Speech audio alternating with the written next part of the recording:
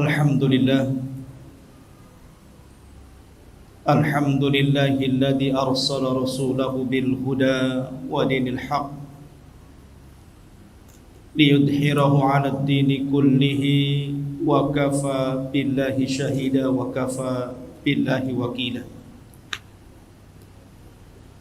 Asyhadu an la ilaha illallah wahdahu rabbi la syarika lah wa asyhadu anna Muhammadan 'abduhu wa rasuluhu alladzi la nabiyya ba'dah. Qala Allah 'azza wa jalla ya ayyuhalladzina amanu taqullaha haqqa tuqatih wa la tamutunna illa wa antum muslimun. Fa inna asdaqal hadithi kitabullah wa khairal huda huda Muhammadin sallallahu alaihi wasallam wa syarrul umuri muhdatsatuha wa kullu muhdatsatin bid'ah wa kullu bid'atin dhalalah wa kullu dhalalatin finnar. Ma'asyiral muslimin yang dimuliakan Allah Subhanahu wa taala, alhamdulillah pada malam hari ini dengan izin Allah Subhanahu wa taala kita bisa kembali berkumpul di Masjid Jabal Arafah ini. Dan tema pada malam hari ini sebagaimana sudah disebar tentang kisah nabi-nabi yang dibunuh oleh kaumnya. Ma'asyiral muslimin yang dimuliakan Allah Subhanahu wa taala, Nabi sallallahu alaihi wasallam pernah bersabda, inna asyaddal bala indallahil anbiya. Sesungguhnya yang paling dahsyat dari ujian yang Allah Subhanahu wa taala berikan kepada manusia, yang pertama adalah para nabi. Tsummal amsalu fal amsal. Baru kemudian di bawah nabi dan di bawahnya lagi. Dari sini menunjukkan bahwa para nabi dan rasul sengaja Allah Subhanahu wa taala timpakan ujian yang lebih berat dibandingkan yang lainnya, karena mereka akan dijadikan qudwah, akan dijadikan teladan oleh umat manusia. Sehingga wajar ketika mereka diberikan musibah oleh Allah, umat bisa melihat kesabarannya. Dari situlah mereka layak untuk dicontoh dan diikuti. Ma'asyiral muslimin yang dimuliakan Allah Azza wa Jalla, tetapi dengan hikmah yang Allah Subhanahu wa taala berikan kepada manusia, tidak ada satupun rasul dari rasul-rasul ulul azmi minar rusul yang mati dibunuh. Dan itulah isyarat daripada perkataan Hasan Al-Basri rahimahullahu ta'ala, ma qutila ahadun min rusulin min ashabis syariah. Tidak ada satupun dari rasul yang diutus oleh Allah Subhanahu wa taala yang membawa syariat. Karena Nabi sallallahu alaihi wasallam diutus itu meneruskan syariat yang lama. Tetapi rasul diutus untuk membawa syariat baru dan tidak mengikuti syariat lama, walaupun tujuannya sama, mentauhidkan Allah Subhanahu wa taala. Karena masing-masing rasul itu berbeda syariat dan berbeda cara ibadah, namun tujuannya sama, tauhid. Tetapi upaya pembunuhan ada. Baik itu terjadi kepada Nuh alaihi salatu wassalam, baik kepada Ibrahim, Musa, Isa, bahkan Rasul sallallahu alaihi wasallam, upaya pembunuhan sudah ada. tetapi Allah tidak takdirkan mereka mati dibunuh. Nuh alaihi salatu wassalam sampai mengatakan, Rabbi inni maghlubun fantasir. Ya Rabb, aku hampir-hampir terkalahkan. Karena ketika itu kaumnya Nuh alaihi salatu wassalam sudah mulai membidik Nuh alaihi salatu wassalam untuk dibunuh. Sudah jadi target. Makanya dia mengatakan fantasir, tolong aku. Maka Allah subhanahu wa ta'ala menolong Nuh alaihi salatu wassalam. Maka Allah subhanahu wa ta'ala turunkan banjir bandang yang sangat besar, yang kemudian meluluh lantakkan seluruh kaumnya. Yang selamat hanya Nuh dan sedikit pengikutnya. Begitu juga Ibrahim. Upaya pembunuhan sudah ada. Bahkan Ibrahim alaihi salatu wassalam nyata-nyata dilempar ke dalam api. Tetapi Allah subhanahu wa ta'ala takdirkan Ibrahim tidak mati. Bahkan Allah subhanahu wa ta'ala berfirman, Qul ya naru kuni bardan wa salaman ala Ibrahim. Katakan ya Ibrahim kepada api, jadilah kau dingin. Jadilah kau dingin dan selamatkan Ibrahim. Maka api menjadi dingin dan Ibrahim terselamatkan dan tidak jadi mati dibunuh. Nabi Musa alaihi salatu wassalam sama, dikejar-kejar oleh pasukan besar Fir'aun loh ya. Seluruh pasukannya dibawa, langsung dipimpin oleh Fir'aun untuk mengejar Musa alaihi salatu wassalam dan orang-orang lemah dari Bani Israel yang mengikutinya. Tetapi Allah subhanahu wa ta'ala takdirkan berbeda. Apa yang dikehendaki Fir'aun berbeda dengan kehendak Allah subhanahu wa ta'ala. Harusnya dia membunuh Musa, tetapi Allah justru mengazab dirinya. Upaya pembunuhan sudah ada di sini. Nabi Isa alaihi salatu wassalam sama dikepung oleh pasukan kerajaan. Tetapi Allah subhanahu wa ta'ala selamatkan Isa. Kemudian diserupakan salah satu dari hawariyunnya yang serupa dengan wajah Isa bin Maryam. Kemudian Isa ditidurkan dan diangkat ke langit. Dialah yang ditangkap, diseret, kemudian digantung, disalib dan dibunuh. Kemudian Yahudi mengklaim bahwa mereka qatalnal Masih ibn Maryam, kami sudah membunuh Isa. Tapi Allah katakan, wa ma qataluhu wa ma sallabuhu walakin syubbiha lahu. Mereka tidak membunuhnya, mereka tidak menyalibnya, bahkan yang dibunuh dan disalib itu yang diserupakan dengannya, kata Allah. Nabi juga sama, ada upaya pembunuhan, bahkan berkali-kali. Ketika hijrah dikepung rumahnya, tapi Nabi selamat.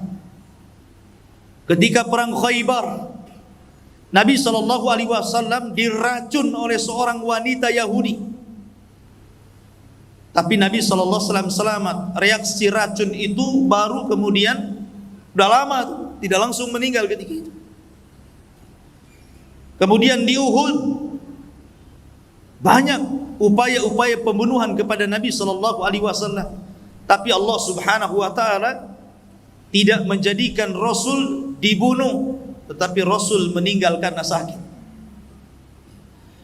Dari sini ma'asyiral muslimin yang dimuliakan Allah azza wa jalla, tidak ada satupun ulul azmi minar Rasul mati dibunuh.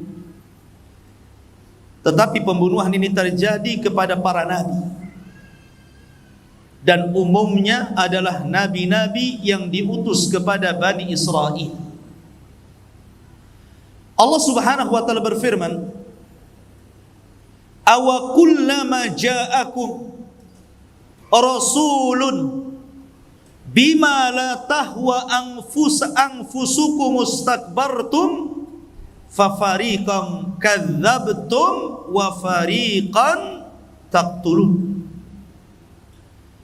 Setiap kali datang kepada mereka Bani Israel seorang rasul, Terkadang diutus itu bukan satu daerah satu rasul, terkadang ada yang 2 rasul satu daerah, ada yang 3 rasul satu daerah. Ketika kemudian rasul-rasul ini mengajak mereka kepada tauhid, rupanya ajakan mereka tidak sesuai dengan hawa nafsunya. Bima la tahwa anfusukum, tidak sesuai dengan hawa nafsu kalian. Apa yang terjadi? Istakbartum, kalian pun sombong. Sombong artinya menolak kebenaran, menolak ajakan dakwah dan merendahkan para rasul. Fafariqan kadzabtum wa fariqan taqtulun. Maka sebagian kalian mendustakan rasul itu dan sebagian lagi membunuhnya. Sebagian mendustakan. Seperti dalam surah Yasin, Allah Subhanahu wa taala berfirman, "Wadrib lahum mathalan ashabal qaryati id ja'ahal mursalun." Ya Muhammad, berikan permisalan kepada tokoh-tokoh Quraisy itu tentang sebuah negeri ketika para rasul diutus kepada negeri itu. Id arsalna ilaihim itsnaini, ketika kami utus 2 rasul kepada mereka, 2 nabi kepada mereka kami utus sekaligus. Fakadzabuhuma, justru mereka mendustakan keduanya. Kemudian fa'azzajna bisalithin, ketika 2 nabi didustakan, Allah tambah lagi 1 nabi, jadi 3 nabi lagi. Kemudian faqalu, mereka mengatakan, para utusan ini mengatakan, inna ilaikum mursalun, kami ini utusan Allah untuk kalian. Kami ini adalah utusan Allah untuk menyampaikan wahyu Allah kepada kalian. Tetapi mereka mengatakan, qalu ma antum illa basyarun mithluna, kalian ini siapa? Kalian ini sama dengan kami. Kalian ini manusia biasa, sama dengan kami.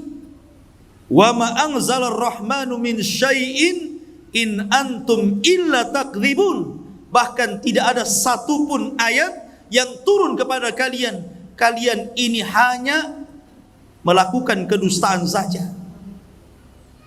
Saya katakan apa? Fafariqam kadzabtum, ada sebagian orang mendustakan. Mereka dustakan. Mendustakan para nabi dan rasul dalam dakwah mereka ini akan berlangsung kepada turunannya. Siapa turunan para nabi dan rasul? Para ulama. Karena para ulama itu warasatul anbiya. Ulama itu pewaris para nabi.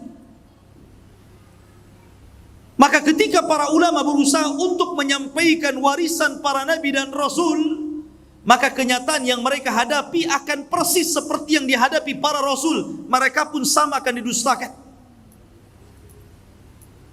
Sama akan didustakan. Siapa kamu ini? Bahkan lebih parah, munculnya di zaman sekarang Islam liberal, yang mereka mengatakan tafsir para ulama dulu, sekelas para sahabat, para tabi'in, para tabi'ut tabi'in, itu layak di zamannya saja, memang relevan sesuai dengan zamannya. Tapi kalau di zaman sekarang nampaknya kurang relevan, kurang layak. Harusnya kita tafsiri Quran Sunnah itu sesuai dengan zaman kita.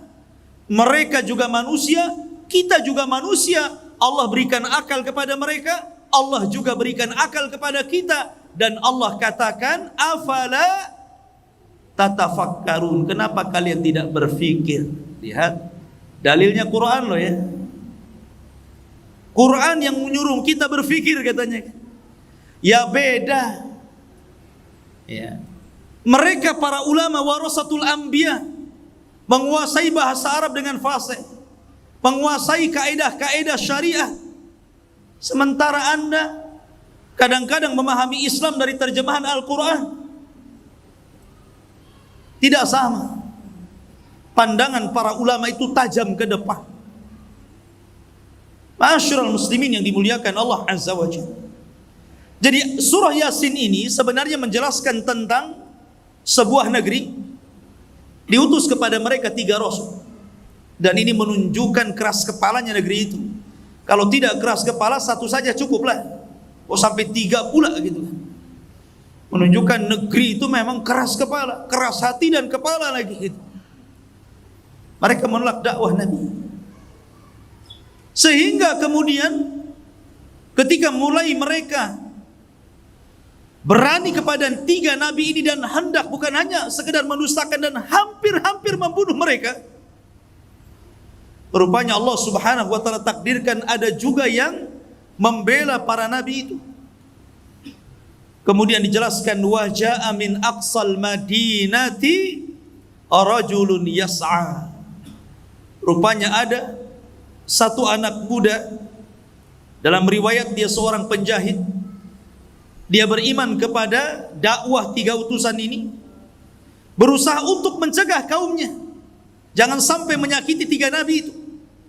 Kemudian mengatakan, ya qaumi ittabi'ul mursalin ittabi'u ma la yas'alukum ajra wa hum muhtadun ma liya la a'budu alladhi fatarani wa ilaihi turja'un. Wahai kaumku, ikuti Rasul itu, ikuti nabi-nabi itu, karena mereka berdakwah itu tidak meminta upah sedikit pun kecuali Allah yang akan memberi. Dan mereka orang-orang yang diberikan petunjuk. Sampai kemudian terus menasihati. Ketika menasihati marah kaum ini. Akhirnya dipukuli anak muda itu. Bahkan ada yang mengatakan dimasukkan ke lubang kemudian dilempari batu sampai mati. Ya. Sampai mati anak muda itu membela Rasul. Ketika kemudian ruhnya melayang, ruhnya terpisah dari jasadnya, maka Allah Subhanahu wa taala katakan qila dkhulil jannah, masuklah kau ke dalam surga. Kemudian ketika ruh anak muda yang membela Rasul itu sudah di sorga, apa katanya? Masih sempat dia menyayangkan kaumnya dan mengatakan qala ya laita qaumi ya'lamun bima ghafara li rabbi wa ja'alani minal mukramin. Dia mengatakan, duhai seandainya kaumku mengetahuinya tentang dosa-dosaku yang Allah ampuni aku, dan Allah jadikan aku hamba yang mulia karena dimasukkan ke dalam surga. Wa ma anzalna ala qaumihi min ba'dihi min jundin minas sama wa ma kunna munzilin. Ketika anak muda ini mati kemudian ruhnya dicabut dan dimasukkan ke dalam surga, Allah tidak membalas dengan mengirim pasukan banyak malaikat, tidak. Allah cukup mengutus Jibril. Jibril turun, kemudian berdiri di gerbang desa. Kemudian apa? In kanat illa sayhatan wahidah. Tiba-tiba Jibril berteriak 1 kali teriakan, fa idzahum khamidun. Seluruh manusia mati di rumah-rumah mereka. Jadi ada rasul-rasul itu fariqan kadzabtum. Ada rasul itu yang didustakan. Dan hampir semua para nabi dan rasul didustakan. Nabi saja dikatakan gila, dikatakan sahir, dikatakan syair, macam-macam. Didustakan kaumnya. Tetapi ada juga fariqan taqtulun. Ada sebagian nabi itu yang dibunuh. Yang dibunuh oleh kaumnya. Bahkan nabi yang dibunuh ini bukan 1-2 nabi. Ribuan para nabi dibunuh. Karena Allah Subhanahu wa taala mengutus para nabi ini banyak, 120.000 nabi yang diutus Allah Subhanahu wa taala ke permukaan bumi, dan ribuan nabi itu kebanyakan diutus kepada Bani Israel. Bahkan Imam Abdul Qayyim rahimahullahu taala pernah berkata, pernah kemudian dikisahkan dalam satu waktu 80 nabi dibantai. Bahkan ada juga azhar yang saya baca wallahu alam riwayatnya, pada masa Nabi Ilyas alaihi salatu wassalam 10.000 nabi dibantai. Dan yang ingin saya ceritakan, yang menarik kita ceritakan tentang pembunuhan para nabi dan kaumnya ini adalah seorang nabi dari anak seorang nabi, anak dan bapak dua-duanya dibantai. Ma'asyiral muslimin, siapa nabi itu? Pertama Zakaria dan putranya Yahya, dua-duanya dibantai. Bagaimana kisahnya? Ma'asyiral muslimin yang dimuliakan Allah Subhanahu wa taala, kita tahu bahwa kalau kita cerita tentang Nabi Zakaria ataupun Nabi Yahya, berarti kita terbayang dengan Baitul Maqdis. Karena kedua nabi ini adalah orang yang memakmurkan Baitul Maqdis, hidup di zaman Nabi Isa alaihi salatu wassalam. Karena kelahiran Yahya itu hanya beda 3 bulan dengan Nabi Isa. Yahya dulu baru Isa. Artinya bahwa ketika itu hidup 3 nabi, Zakaria, Yahya, Isa. Tetapi berbeda-beda daerah. Kalau Yahya itu ditugaskan di Urdun, mungkin sekarang disebut dengan Yordania, masih daerah Syam. Ma'asyiral muslimin yang dimuliakan Allah Azza wa Jalla, kematian Nabi Yahya ini adalah kezaliman penguasa. Kezaliman penguasa. Padahal Nabi Yahya alaihi salatu wassalam ini orangnya baik. Perhatikan sifat-sifat yang Allah berikan kepada Yahya. Allah menyebutkan dalam Al-Quran, dalam surah Maryam ayat 12 sampai 14. Ya Yahya, khudhil kitaba biquwwatin wa atainahul hukma sabiyya. Wahai Yahya, ambillah kitab itu, maksudnya Taurat, dengan kuat, dan kami berikan kepada Yahya itu kebijakan dalam menyampaikan hukum sejak kecil. Artinya Yahya itu sudah diangkat menjadi nabi sejak kecil. Kalau Nabi SAW diangkat setelah 40 tahun kan, ini sudah sejak kecil sudah diangkat jadi nabi. Makanya dikisahkan di usia anak-anak Yahya ini selalu diajak main oleh kawan-kawannya. Anak-anak kecil kan suka main gitu tuh. Apalagi usia 7 tahun, 8 tahun kan suka main. Tapi Yahya mengatakan apa? Innama lastu, sesungguhnya saya tidak khuliqtu bil la'ibi, sesungguhnya saya tidak diciptakan untuk main-main. Kalau kalian main-main silahkan, tapi saya diciptakan bukan untuk main-main. Oh, kalau ada anak kecil kayak gini mantap. Justru anak kecil sebaliknya, saya diciptakan untuk main-main katanya. Tapi ini tidak. Dia mengatakan saya diciptakan untuk beribadah, bukan untuk main-main. Makanya Yahya itu sedari kecil dia betul-betul mengikuti gaya bapaknya Zakaria. Walaupun Yahya ini sebenarnya kelahiran yang aneh. Kenapa? Karena bapaknya usianya 100 tahun, ibunya 90 tahun, dinyatakan mandul. Tapi karena nilai sebuah doa, Allah kabulkan, dan juga berlomba-lomba dalam kebaikan Zakaria. Akhirnya Allah Subhanahu wa taala kabulkan, punya anak namanya Yahya. Kemudian Allah mengatakan, wahananan milladunna, kami berikan hanan. Hanan itu biasanya dipakai dalam kalimat kasih sayang ibu kepada anak. Hananul walid liwalidihi, kasih sayang ibu kepada anak. Saya kira seorang ibu, saya yakin sangat sayang dengan anak. Tetapi Nabi Yahya alaihi salatu wassalam, Allah berikan sifat keibuan, seolah-olah dia sayang dengan bapaknya Zakaria, karena Zakaria sudah tua. Makanya diberikan sifat itu. Makanya di akhir ayat Allah mengatakan wa barran biwalidayhi, Dan Yahya itu orang yang paling berbuat baik dengan orang tuanya. Wa hananan min ladunna wa zakatan, orangnya bersih hatinya, wa kana taqiya, orangnya takwa, wa barram biwalidayhi, orangnya berbuat baik kepada orang tua. Lihat, ini orang baik, kenapa bisa dibunuh? Walam yakun jabbaran asiyah, dan dia bukan orang sombong dan bukan ahli maksiat. Dari sini ikhwatu fillah muliakan Allah Azza wa Jalla. Makanya heran ketika Nabi Isa alaihi salatu wassalam dihabarkan tentang kematian Yahya yang sangat sadis, dia pun sedih dan terus menangis atas kematian Yahya itu. Ceritanya begini. Di Damaskus itu ada seorang raja zalim namanya Haddad ibn Hadar, raja zalim.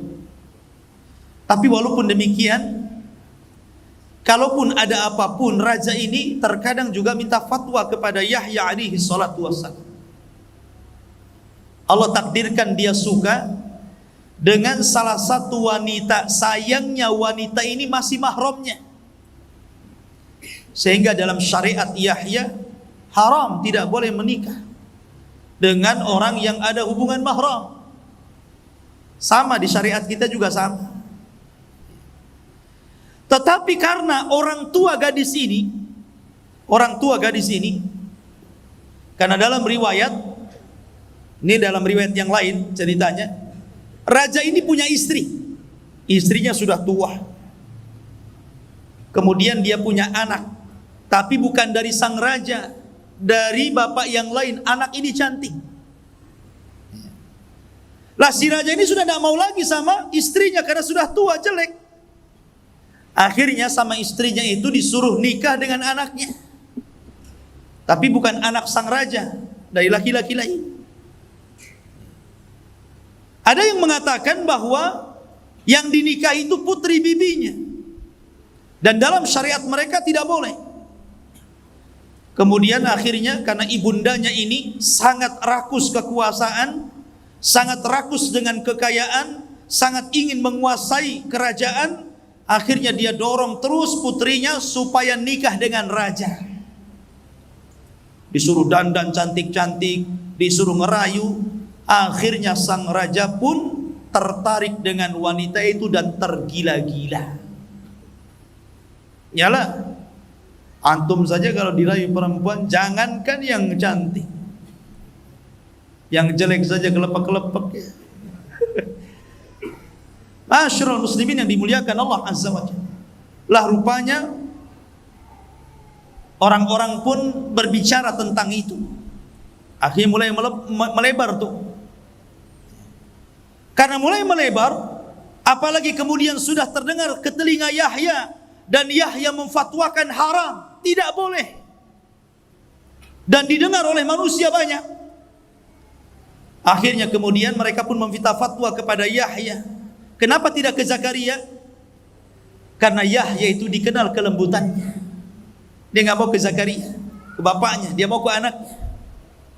Tapi namanya hukum tidak kenal keras atau lembut. Kalau haram ya haram, mau ngomong haram ataupun haram, sama saja. Itu kan hanya kata teriak dengan kata lembut saja kan? Tetap saja haram. Kemudian akhirnya karena sudah diharamkan oleh seorang nabi, wanita ini kemudian tidak mau dinikahi. Tapi sang raja sudah tergila-gila masalahnya. Dia tetap ingin mau menikahi wanita itu. Disinilah dimainkan oleh siasat wanita busuk itu.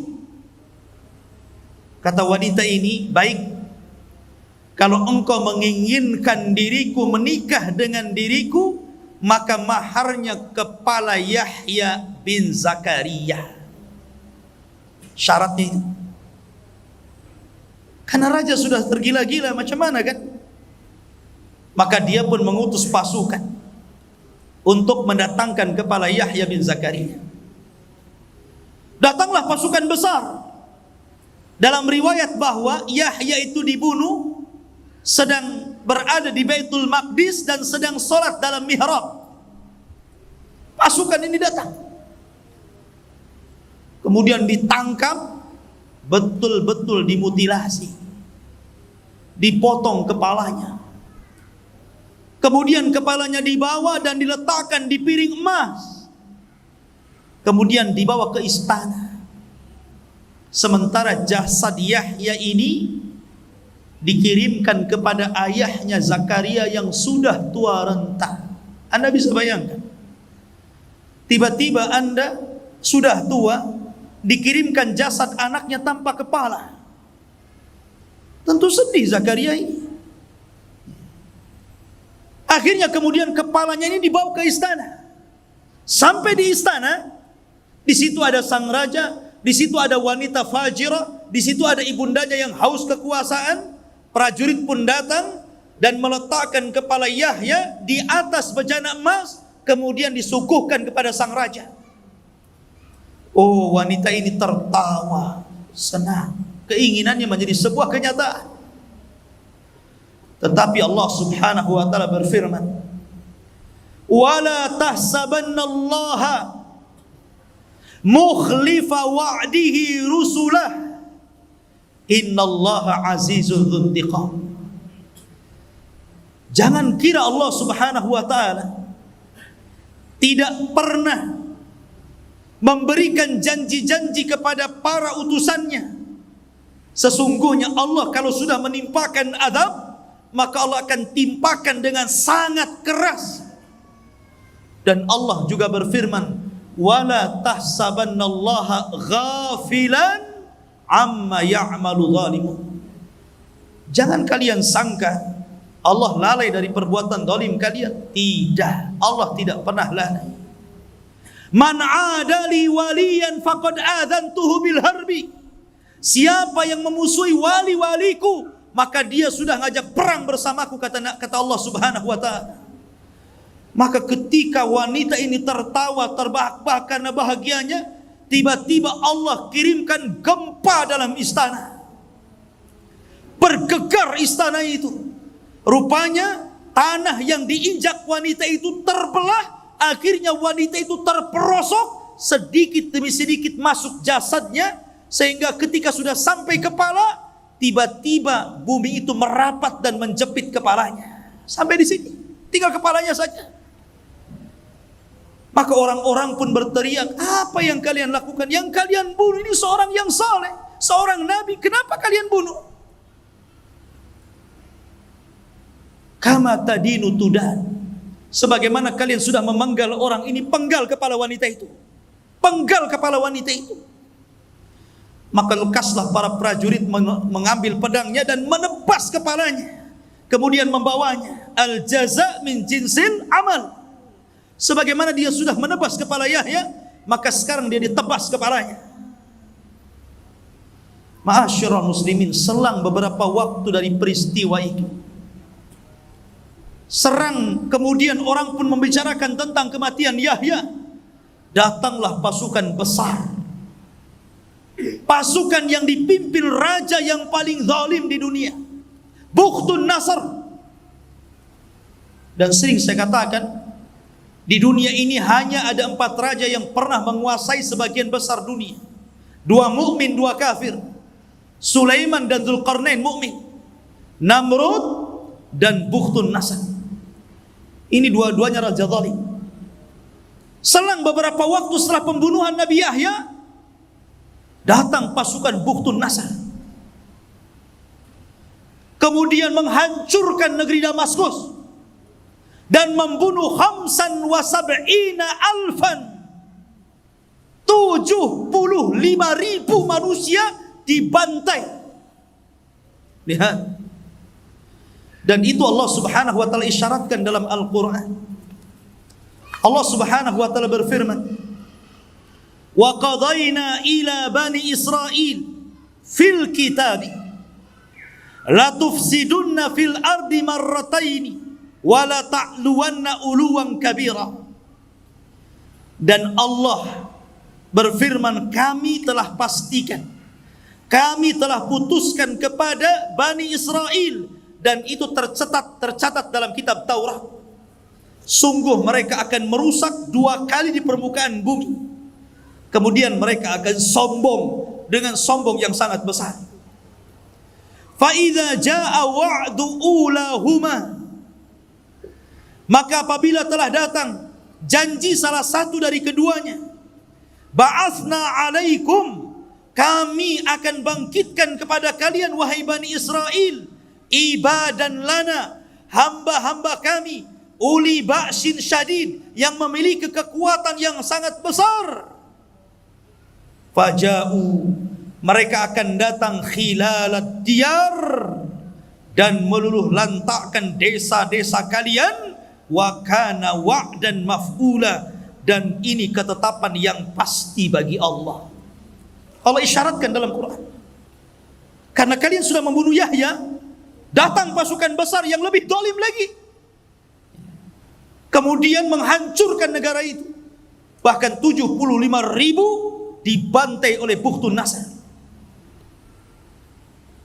Sebelum peristiwa Bukhtun Nasr, sebelum kedatangan Bukhtun Nasr dan melulantakkan kerajaan yang telah membunuh Yahya itu, apakah mereka mencukupkan membunuh Yahya? Tidak. Iblis tidak terima kalau seorang nabi yang dibunuh cuma satu. Kalau bapaknya masih hidup. Bapaknya masih hidup, Zakaria. Dia sudah tua. Maka ketika para pembunuh ini berkumpul, syaitan datang menjelma manusia, kemudian membicarakan tentang tuduh-tuduhan kepada Zakaria dan mengatakan, kalian ingat tidak?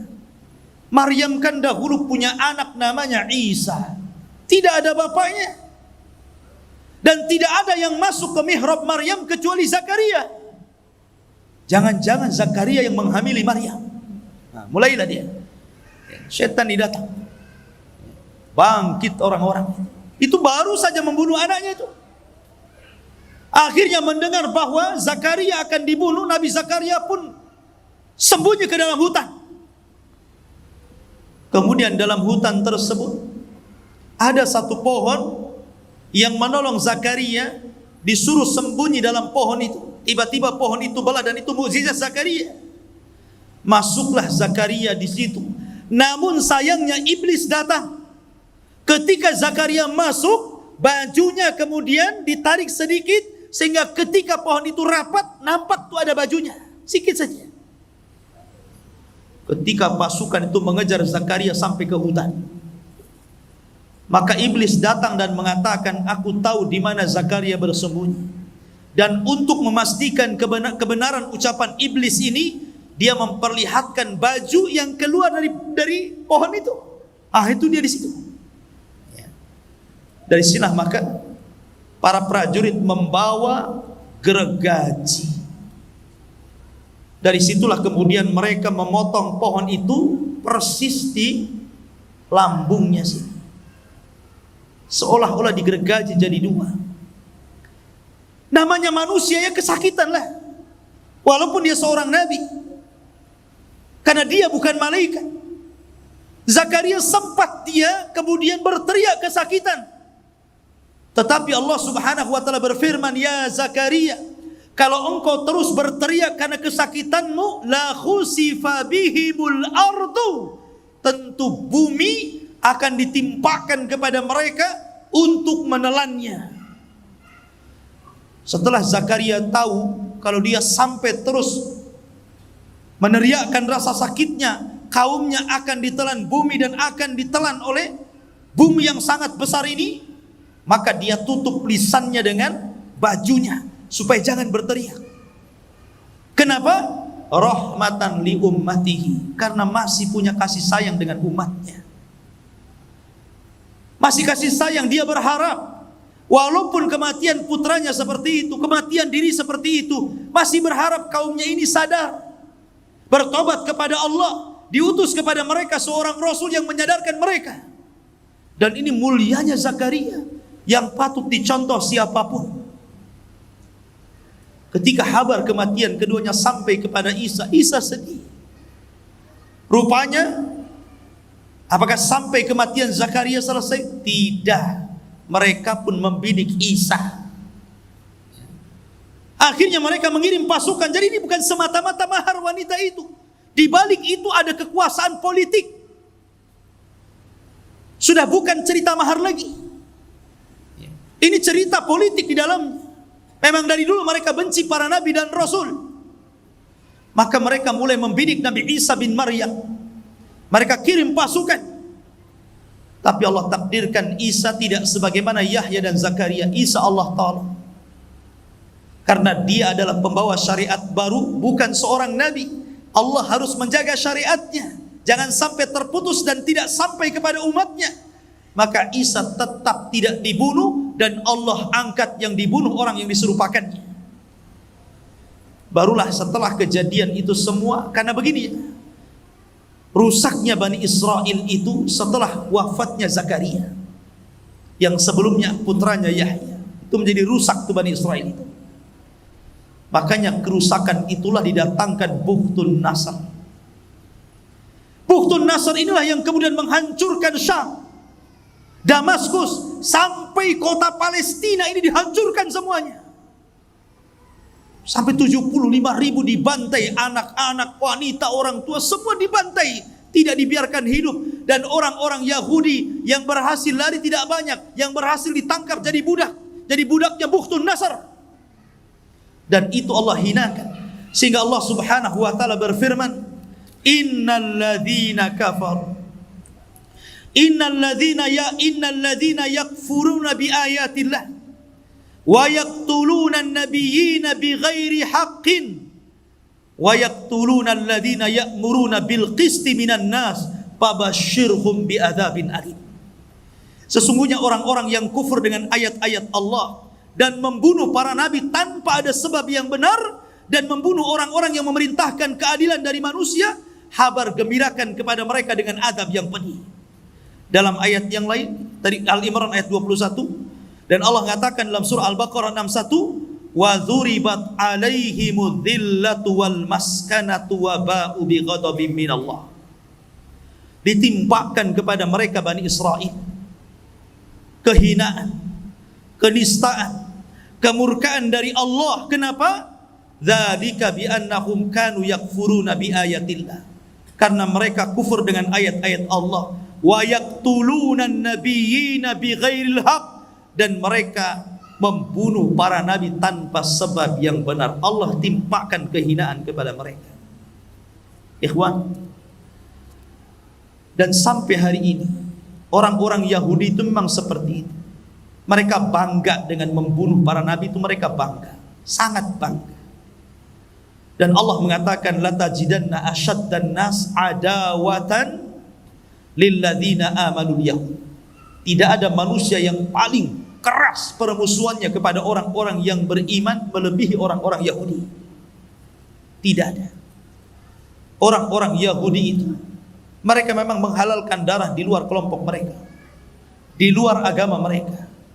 Walang tarda angkal yahud walan nasara. Tidak akan ridho orang-orang Yahudi. Yahudi dulu baru Nasrani. Kepada siapa? Kepada kita. Hatta tattabi'a millatahum, sampai kita tunduk dengan ajaran mereka. Tidak, kita tidak mau tunduk. Dan di akhir zaman, Nabi SAW mengisyaratkan bahwa kita akan berperang melawan mereka. Karena mereka adalah para pengikut Dajjal. Dajjal diikuti 70.000 Yahudi Asfahan. Dan kelak karena mereka sudah membunuh para nabi, Isa bin Maryam akan bangkit membunuh Dajjal dan pasukannya akan membunuh mereka. Ma'asyiral muslimin yang dimuliakan Allah Azza wa Jalla. Dan banyak lagi kisah-kisah para nabi.